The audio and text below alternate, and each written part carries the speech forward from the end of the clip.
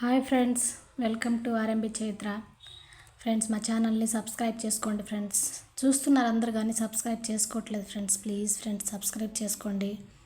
మేము కరివేపాకు కారం చేయబోతున్నాం. ఫ్రెండ్స్, మా ఛానల్ని సబ్స్క్రైబ్ చేసి లైక్, షేర్ అండ్ కామెంట్ కూడా చేయండి. ఫ్రెండ్స్, ఇంకా ఏదైనా రెసిపీ కావాలంటే కామెంట్ చేయండి. ఫ్రెండ్స్, మా రెసిపీ కూడా చేస్తాను.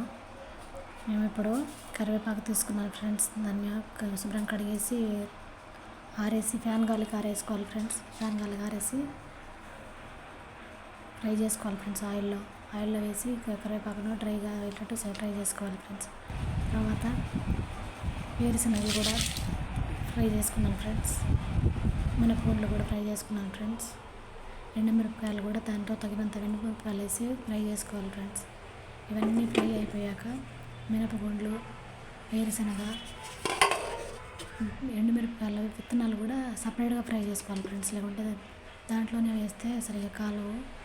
అందుకనే సపరేట్గా ఫ్రై చేసుకున్నాను. ఫ్రెండ్స్, ఈ మూడు కలిపి మిక్సీ చేశాను. ఫ్రెండ్స్, ఇప్పుడు ఇలా కచ్చాపచ్చాగా దంచుకోవాలి. ఫ్రెండ్స్, మొత్తం పొడిలా కాకుండా కొంచెం లైట్గా ముందులా ఫ్రై చేసుకోవాలి. ఫ్రెండ్స్, తర్వాత కరివేపాకు వేసి అవి కూడా మిక్సీ చేసుకోవాలి. ఫ్రెండ్స్, అంటే ఒకేసారి మిక్సీలో దాంట్లో వేస్తే ముందు అవి మిక్సీ అవ్వదని ఫస్ట్ మిరపగుండ్లు, వేరుశనగ వేసాను. ఫ్రెండ్స్, కరివేపాకు వేసాను. తర్వాత ఎండుమిరపకాయలు వేసుకోవాలి. ఫ్రెండ్స్, ఎండుమిరపకాయలను కూడా ఒకసారి మిక్సీ చేసి దాంట్లో చిన్నపాయలు సాల్ట్ వేసుకోవాలి. ఫ్రెండ్స్, తగినంత సాల్ట్ వేసి మిక్సీ చేసుకోవాలి.